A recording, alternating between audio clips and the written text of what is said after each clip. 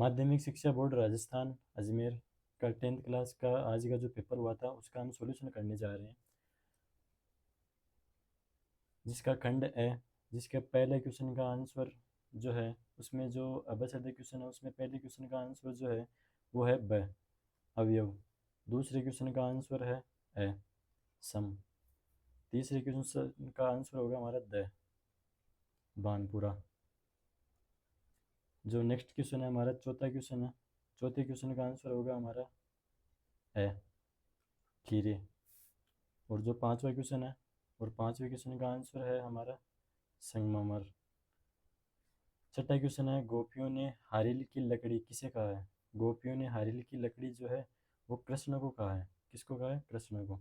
और इसके बाद में जो हमारा अगला क्वेश्चन है, सातवां क्वेश्चन, सातवें क्वेश्चन का हमारा जो आंसर है वो है द, जब उसके साथ नज़रों का बांकपन जुड़ जाता है। आठवां क्वेश्चन है हमारा कि मुख्य गायक का स्वर कैसा है। आठवें क्वेश्चन का आंसर होगा हमारा ए चट्टान जैसा भारी।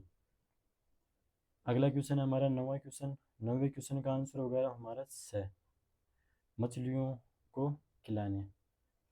क्वेश्चन नंबर 10 है, 10वीं का क्वेश्चन का आंसर होगा हमारा द पिसी हुई हल्दी। नेक्स्ट क्वेश्चन है हमारा 11वां क्वेश्चन, 11वें क्वेश्चन का आंसर है हमारा ए। 12वें क्वेश्चन का आंसर होगा स। अब देखो खंड ए का जो दूसरा क्वेश्चन है, दूसरे क्वेश्चन के पहले क्वेश्चन का आंसर होगा हमारा तत्पुरुष समास जो है वो 6 प्रकार के होते हैं। इसके भेद जो है 6 प्रकार होते हैं। दूसरा क्वेश्चन है हमारा गणेश शब्द में संधि विच्छेद बताना है। तो गणेश शब्द में संधि होती है गुण संधि। और यदि हम इसका संधि विच्छेद देखें तो संधि विच्छेद होगा इसका गण प्लस ईस, गण प्लस ईस इसका संधि विच्छेद होगा। अगला क्वेश्चन देख रहे हैं हम, तीसरा क्वेश्चन, ऐसे शब्द जो संज्ञा या सर्वनाम की विशेषता बतलाते हैं उन्हें हम कहते हैं विशेषण। उन्हें हम कहते हैं विशेषण। और अगला क्वेश्चन है हमारा चौथा क्वेश्चन, जो शब्दांश किसी शब्द के बाद में लगकर नए अर्थ का बोध कराते हैं उन्हें हम कहते हैं प्रत्यय। और जो शब्द शब्द के पहले लग जाते हैं उसे हम कहते हैं उपसर्ग। पांचवा क्वेश्चन हमारा पुरुषवाचक सर्वनाम जो है, पुरुषवाचक सर्वनाम 3 प्रकार का होता है। 3 प्रकार का होता है। पहला जो होता है वो होता है उत्तम पुरुष, इसका दूसरा प्रकार जो होता है वो होता है मध्यम पुरुष, और इसका जो तीसरा प्रकार होता है वो होता है अन्य पुरुष। और हमारा जो छठा क्वेश्चन है, जिस शब्द के जिस शब्द से किसी कार्य के करने या होने का बोध होता है उसे हम कहते हैं क्रिया। ये आपके दूसरे क्वेश्चन के सभी क्वेश्चनों का आंसर होने वाला है। इसके बाद में हमारा जो तीसरा क्वेश्चन है वो है अपठित गद्यांश। अपठित गद्यांश को पढ़कर आपको नीचे दिए गए क्वेश्चनों का आंसर लिखना है। तो हम सबसे पहला क्वेश्चन देखते हैं कि कोयल की चरित्र गण विशेषता है। वो तो इसका पहले का आंसर होगा मधुर वाणी। दूसरा क्वेश्चन है, दूसरे क्वेश्चन का आंसर होगा हमारा वो होगा ब। दूसरा क्वेश्चन हमारा कटुभाषी को जीवन में किसका सामना करना पड़ता है, वो होगा हमारा पहला कठिनाई होगा।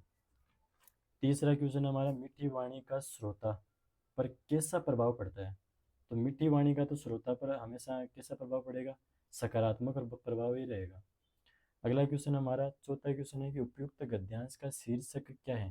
तो उपयुक्त गद्यांश का शीर्षक होगा मधुर वाणी।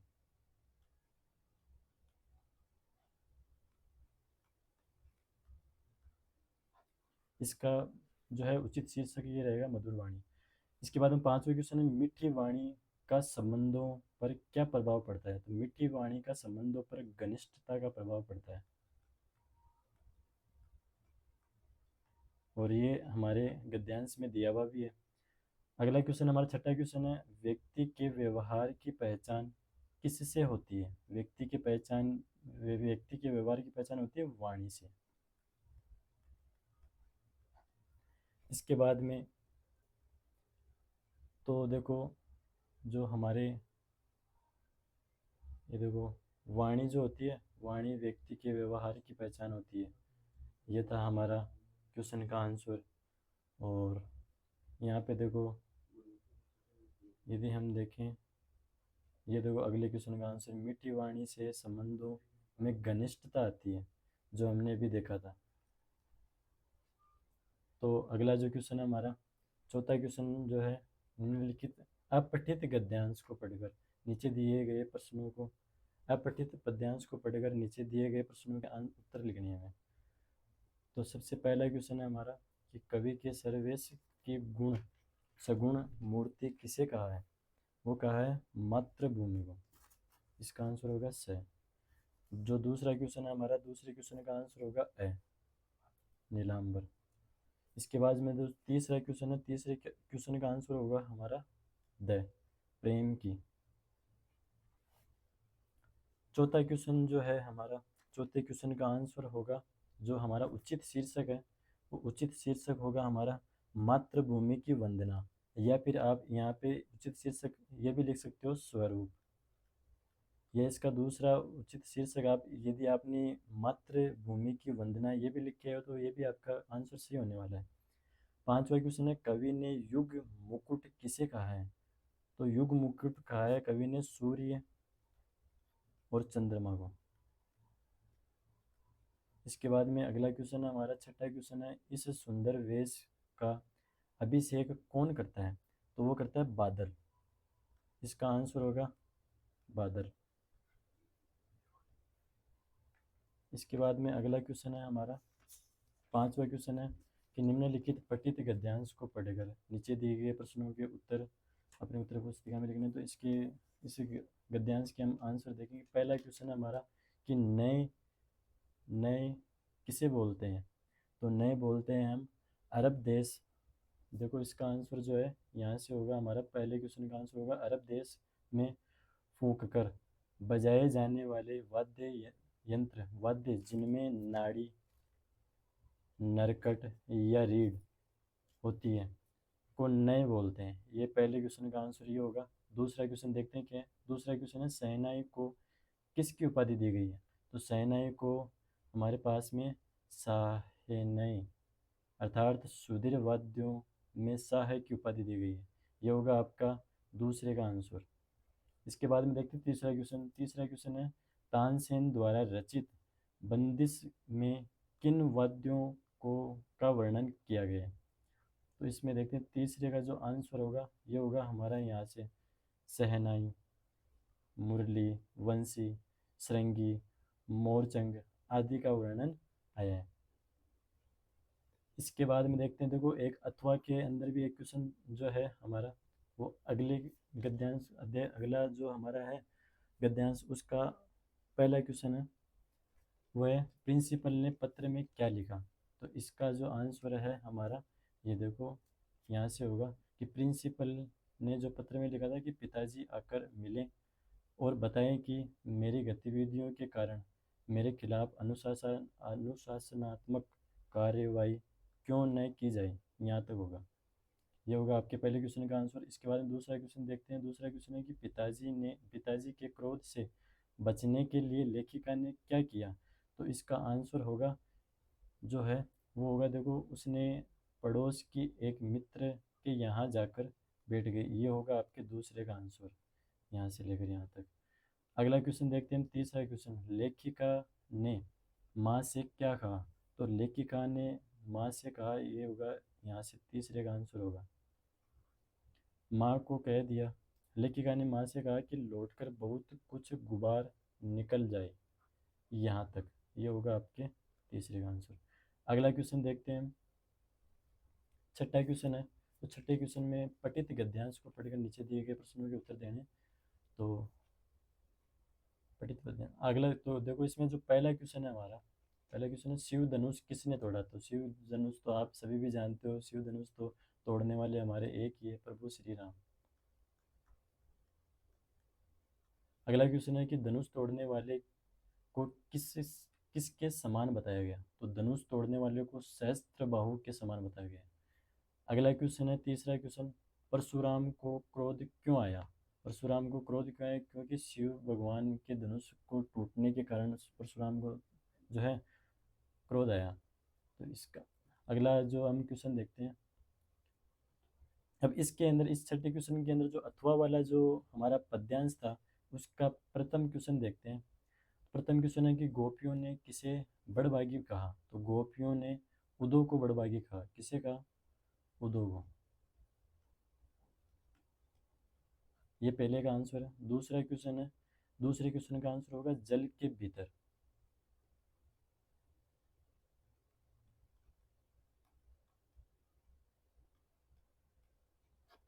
और जो तीसरा क्वेश्चन है हमारा कि बोरी अबला किसे कहते हैं? बोरी अबला स्वयं गोपियों को कहते हैं।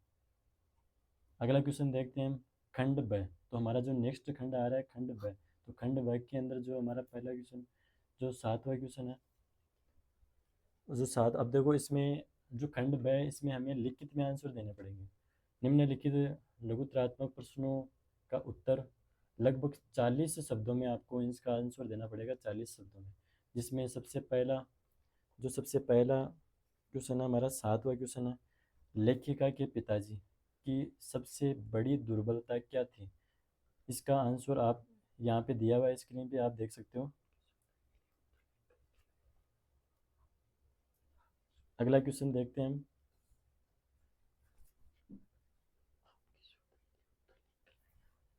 अगला क्वेश्चन देखते हैं हम, आठवां क्वेश्चन, जीवन के आरंभिक दिनों में अमरुद्दीन की संगीत के प्रति आसक्ति किसके प्रभाव से हुई? देखो आपकी सुविधा के लिए हमने इनके आंसर जो है आपको प्रोवाइड करवा दिए। ये आपको आंसर इस प्रकार का जो तरीका है आपको कहीं पे भी नहीं मिलेगा, हमारे चैनल पे मिल जाएगा आपको। देखो इसके प्रॉपर जो आंसर है सटीक, सबसे सटीक और सबसे सही आंसर आपको यहाँ पे मिल जाएंगे। और इनके आंसर हमने आपकी सुविधा के लिए जो यहाँ पे लिखे हुए हैं, तो आप इसको पॉज करके और पढ़ सकते हो आराम से। अगला क्वेश्चन है हमारा नौवां क्वेश्चन है कि आग के आविष्कार में किसकी प्रेरणा रही होगी? और जो हमारा जो चैप्टर था संस्कृति पाठ के आधार पे इसको वर्णन करना है, तो इसका आंसर जो है हमने यहाँ पे दे दिया है। संस्कृति पाठ के अनुसार जो आगे की जो प्रेरणा है वो पेट की भूख या ठंड की सुरक्षा या फिर इसकी जिज्ञासा के द्वारा रही। अगला क्वेश्चन है हमारा 10वां क्वेश्चन, उत्साह कविता में निराला ने बादल का चित्रण किस रूप में किया? तो इसका आंसर आपके पास में यहाँ पे स्क्रीन पे दिया हुआ, आप आराम से पढ़ सकते हो। इसके बाद में अगला चैप्टर है, अगला जो क्वेश्चन है हमारा 11वां क्वेश्चन। 11वां क्वेश्चन है, अट अट अट नहीं रही है कविता से कवि ने फाल्गुन की सुंदरता को किन संदर्भों में देखा है? तो इसका आंसर ये है, देखो, जो सर्वव्यापक हर तरह फैली हुई है, मादक, मनमोहक या फिर रंग बिरंगी, पेड़ों पर हरी लाल पत्तियाँ, रंग बिरंगे फूल आदि। तो देखो इस प्रकार की आपको सुविधा प्रोवाइड की जा रही है, तो आप आपसे मेरा निवेदन है कि आप अपने अपने फ्रेंड्स को भी इस वीडियो को प्रोवाइड करवाएं, शेयर करें, जितना ज़्यादा से ज़्यादा शेयर करें, लाइक करें और सब्सक्राइब करें। बाकी के पेपरों का भी इस प्रकार से सॉल्यूशन ये आपको मिल जाएगा। आगे देखें, और आपको इस वीडियो में जो भी कमी है, आपको इसमें कोई भी सुधार करना है तो आप कमेंट में लिख सकते हो। ये इसका रिव्यू कैसा रहा, आपने क्या आंसर दिए, वो भी आप कमेंट में हमें बता सकते हो। तो अगला क्वेश्चन है 12वां क्वेश्चन। 12वें क्वेश्चन का आंसर है ये आपके पास में यहाँ पे। अगला क्वेश्चन देखते हैं। अगला क्वेश्चन है 13वां क्वेश्चन। 13वें क्वेश्चन का आंसर दिया हुआ है आपके पास में यहाँ पे। 13वें क्वेश्चन है कि गैंगटॉक का असली नाम क्या है और इसका अर्थ क्या है? असली नाम तो क्या है इसका? पहाड़ या गंतोक, और इसका अर्थ होता है पहाड़। अगला क्वेश्चन देखते हैं। 14वां क्वेश्चन है कि भोलानाथ और उसके साथी कौन कौन से खेल खेलते थे? माता का अंचल। पाठ के आधार पर आपको इसका आंसर देना है, तो इसका आंसर जो है हमारे पास में माता का अंचल के आधार पर ग्रामीण परिवेश के खेल खेलते थे, जिसमें प्रकृति और घर की अनुपयोगी चीज़ों का प्रयोग होता था। अगला जो क्वेश्चन देखते हैं, अब देखो इसका आंसर जो है इसके पॉइंट बना के आपको लिखने थे, तो देखो पॉइंट आप 4 पॉइंट दिए हुए, 4 पॉइंट लिख सकते हो आप, ये आपके पास में 4 पॉइंट थे। अगला क्वेश्चन देखो, हमारा जो 15वां क्वेश्चन है कि आस्तीन का शाप किसे कहते हैं। मुहावरे का अर्थ लिखना था आपको, मुहावरे का अर्थ लिखकर आपको उसको वाक्य में प्रयोग करना था। तो जो देखो आस्तीन का शाप मुहावरे का जो अर्थ होता है, वो अर्थ होता है कपटी मित्र, जो कि आप सभी जानते हो, अपने पास रहकर धोखा देने वाला या फिर विश्वासघाती मित्र। इस वाक्य का जो प्रयोग है, हम यदि प्रयोग करें तो देखो, बुरा तो मत मानना, जो कि राहुल को मैंने अपना सबसे अच्छा मित्र, अच्छा दोस्त माना था, लेकिन उसने मेरा ही घर चोरी करवा दिया। सच में वह तो आस्तीन का सांप निकला। आप इस प्रकार वाक्य में इसका प्रयोग करके आप लिख सकते थे। जो खंड से है हमारा, जो नेक्स्ट जो पार्ट आ रहा है, वह है खंड से। इसके अंदर आपको प्रत्येक क्वेश्चन की जो शब्द सीमा लिखी हुई थी, वो थी 80 से लेकर 60 से 80 शब्द के अंदर आपको इसको प्रत्येक क्वेश्चन का आंसर लिखना है। पहला क्वेश्चन है हमारा, 16वां क्वेश्चन जो है वो हालदार साहब भावुक है, इतनी सी बात पर उनकी आंखें भर आई। हालदार साहब की आंखें क्यों भर आई? नेताजी का चश्मा। पाठ के आधार पर आपको इसका आंसर लिखना है। तो इसका आंसर आप यहाँ से पढ़ सकते हो, आप वीडियो को पॉज करके इसका आंसर आराम से देख सकते हो कि आपने आंसर कैसे लिखा है, आपका आंसर क्या सही है। अगला क्वेश्चन देखते हैं। तो अगला क्वेश्चन जो है हमारा, जो अथवा वाला क्वेश्चन था, वो ये क्वेश्चन था कि बाल गोविंद भगत की पुत्र वधु उन्हें अकेले छोड़कर क्यों चली गई। बाल गोविंद भगत पाठ के आधार पर आपको इसका आंसर देना है। इसका आंसर जो है ये रहा। तो इसका आंसर आपके पास में यहाँ पे, अगला जो हमारे पास में जो इस यहाँ पे मुख्य कारण जो है इसके 2 पॉइंट में जो है लिखे गए हैं। अगला क्वेश्चन है 17वां क्वेश्चन। 17वां क्वेश्चन है कि गोपियों ने उद्धव की योग साधना को कड़वी ककड़ी क्यों बताया है। पठित पद के आधार पर इसका उत्तर देना है। 60 से 80 शब्द के अंदर ही आपको इसका आंसर देना है।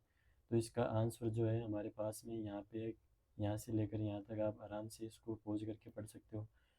यदि हम देखें तो देखो, जिस प्रकार कड़वी ककड़ी को निगलना असंभव और अरुचिकर होता है, उसी प्रकार उनका योग संदेश जो उद्धव ने दिया था, उनका योग संदेश भी गोपियों के लिए नीरस, अप्रिय या फिर व्यर्थ के रूप में माना जाता है। अथवा वाला जो हमारा प्रश्न था, अथवा वाला प्रश्न जो है ये है, प्रकृति और मनुष्य के सहयोग से ही सज्जन संभव है। फसल फसल कविता के आधार पर आपको इसका आंसर देना है। तो इसका आंसर देखो हमारे पास में यहाँ से लेकर यहाँ तक आप देख सकते हो। फसल का सृजन प्रकृति और मनुष्य के सामूहिक सहयोग का परिणाम है। अगला क्वेश्चन हमारा 18वां क्वेश्चन जो है, पिताजी के खाना खिला देने के बाद भी मैया भोलानाथ को थोड़ा और खिलाने के लिए हट क्यों करती थी। माता का आंचल। पाठ के आधार पर आपको इसका आंसर देना है। 60 से लेकर 80 शब्द के अंदर आपको इसका आंसर देना है। इसका आंसर ये आप यहाँ से लेकर यहाँ तक आराम से पढ़ सकते हो, जिसके अंदर आपके पास में 3 पॉइंट सब पॉइंट भी दिए हुए। अथवा वाला जो हमारा क्वेश्चन था कि अनुभव से अनुभूति गहरी चीज़ है। तो इसका जो जो इसमें जो क्वेश्चन है हमारे पास में, मैं क्यों लिखता हूँ, पाठ के आधार पर आपको इसका आंसर देना है कि इसके अनुसार लेखक ने लेखन में क्या अधिक मदद करता है। 60 से लेकर 80 शब्द के अंदर इसका आंसर देना है आपको, जो कि इसका आंसर ये रहा आपके पास में। यहाँ से लेकर यहाँ तक, प्रत्यक्ष अनुभव की तुलना में अनुभूति यानी कि वितरित संवेदना उनके लेखन में कहीं अधिक मदद करती है। अगला क्वेश्चन हमारा 19वां क्वेश्चन है, वह सूरदास के व्यक्तित्व एवं कृतित्व का संक्षिप्त परिचय। देखो आपको सूरदास का परिचय लिखना था। इसमें 60 से लेकर 80 शब्द के अंदर आपको इसका परिचय लिखना था। वो परिचय आप देखो, सूरदास का परिचय यहाँ पे देख सकते हो आप आराम से। और सूरदास का जो परिचय है वो देखो, इसके जो कृतियाँ थी साहित्य में, जो भक्तिकाल या फिर सगुण कृष्ण भक्त शाखा।